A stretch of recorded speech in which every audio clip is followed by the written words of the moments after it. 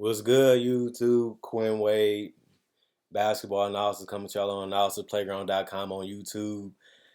We're going to talk about the top 10 centers. Number one, the MVP, the reigning MVP, Nikola Jokic. If you're the MVP of the league, you definitely deserve to be number one at your position, especially because they gave the Warriors some fits. Obviously, they didn't have the talent, no Jamal Murray, no Michael Porter, but they still won a game, still kept it competitive, still kept it close for some games. And Jokic just was a beast in that series. Didn't have the series that he wanted, but didn't have the help that was needed to win. But when you look at passing, rebounding, scoring, effort, energy, Jokic has all those characteristics in his game. I already have a breakdown on Nikola Jokic, and I can see him being one of the greatest centers ever. He's on pace to be one of the greatest centers ever, if not already there at this point of his career. Already been to the Western Conference Finals where they lost to the Los Angeles Lakers, so that's a match to Carmelo Anthony and Alex English. You can say he's the greatest nugget almost ever at this point. But the thing about Nikola Jokic is, can he raise the team to a championship level? I think he proved that he can if he has the right requisite amount of talent around him. He just makes everybody happy. It makes everybody's better. He can get you 20 to 30 to 40 to 50, have done it multiple times the last 3 to 4 seasons, and already had a series where he beat Kawhi Leonard fair and square, and they trailed that series and they came back and won, gave competitiveness to the eventual NBA champions, the Los Angeles Lakers, like I mentioned before. It just, can this team get it done? Is going to be the question. Can Murray and Michael Porter Jr. be healthy enough with Bruce Brown and those guys to get it done? I mean, the last time they was healthy, they was in the Western Conference Finals. So it just shows you that they're not that far from being able to get it done. Number two, I got Big Bead, Embiid, scoring champion last year, was able to get 30. He really tries and really did the best he could to lead this team. Ben Simmons ended up leaving and missed majority of the season, so he had to carry that load by itself really for a big portion of the season. And the Sixers was in and out of the playoffs. Then they was able to coast all the way back into the top six and ended up finishing there once James Harden got down there. I already have a breakdown on Joel Embiid and how he can improve and push his game to the next level as a teammate and as an individual player. But averaging 30 is something that I never seen Joel Embiid being able to do, and he was able to do it pretty easy last year. He was well over 30 points per game, trending towards 31 a game, but just ultimately came up short in the playoffs. He is a guy that's one of the best defenders, haven't been that this season, but it will hopefully get there as the season continues to go on and the offensive load continues to, fall off of him compared to last year, because you have a healthy James Harden, you have a healthy um, Tyrese Maxey and Tobias down there, and you have Matisse Thybulle to help on a perimeter defensive side. They have a lot of young guys that's going to take time for them to develop, take time for them to grow, and that's why Embiid and Harden has to be, one of the best duos in the league to offset those things, because they already know how to win. They already led teams to playoffs. They already led teams to getting out of the first round before, and now it's just about doing it as a complete team. And they have Doc Rivers, who is a championship coach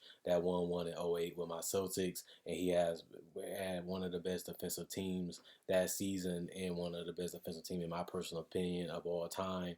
He just has to have the right players and the right system to combine to be able to do that again, and we'll see if Philly will be able to do that during this season. Number three, I have Nikola Vucevic.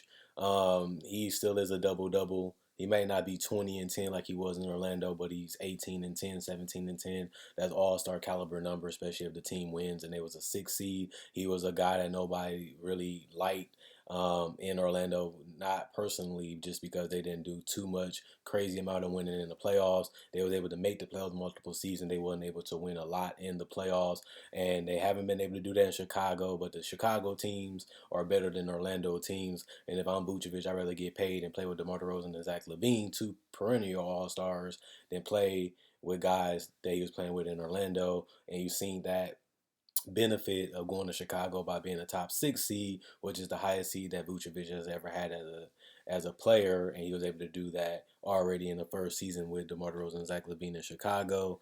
Then you have Sabonis. I count him as a center. I think he has been an all-star the last couple of seasons. He's been a two-time all-star already in his career. He can pass. He can rebound. He has the floater. He has the finishing ability. I really want to see what he's going to do in Sacramento. They have the shooting. They have the spacing. I just want to see can they all, intertwine together and be able to get it done. And he has a speedy, quick point guard that can get him some probing and some finishing lanes while he rolls to the rim in the pick and roll, and just give him another dynamic that he didn't have in Indiana.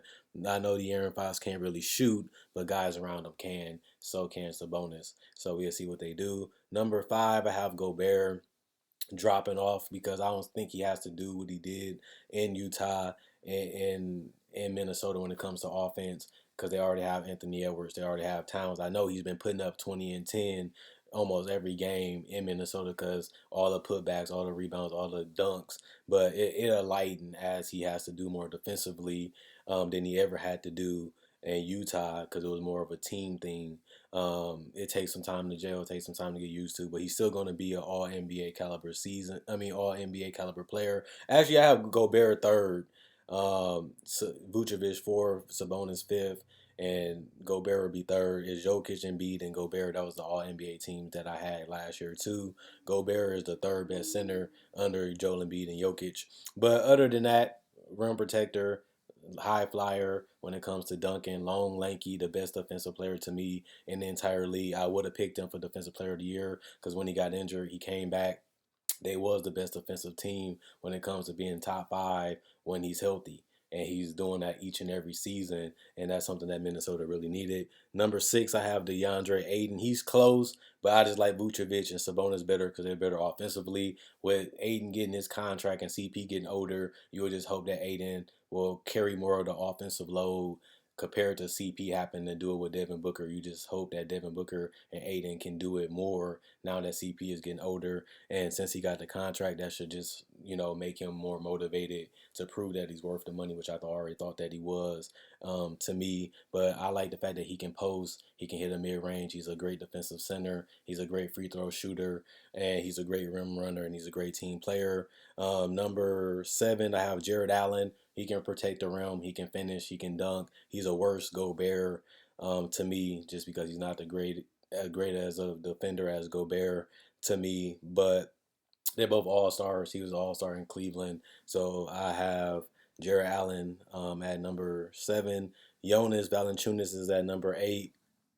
He can post, he can score, he can finish, he can space the floor. This is a solid center, all-star caliber. He's a Sabonis, he's a Vucevic type of guy. Sabonis been an all-star, Vucevic's been an all-star, Gobert's been an all-star. Ayton is the one that hasn't been, and Jarrett Allen has been all-star last year. Jonas is on their type of level. The center position is deep. Number 9 will be Clint Capella. This is another rim runner, worse than Jarrett Allen to me, slightly, but all-star caliber. Just not as active, not as long, not as tall as Jarrett Allen. And Jarrett Allen used that to his advantage to the maximum. And then, obviously, I have to end the 10th spot will just be Chet Holgren. I think he'll be able to space the floor, shoot a 3, get you a double-double. I think he can do that as a starter right away. We have seen other guys be able to do it as rookies. I think he'll be able to be the 10th best center in the NBA right out the gate. He showed in summer league he can get you a double double.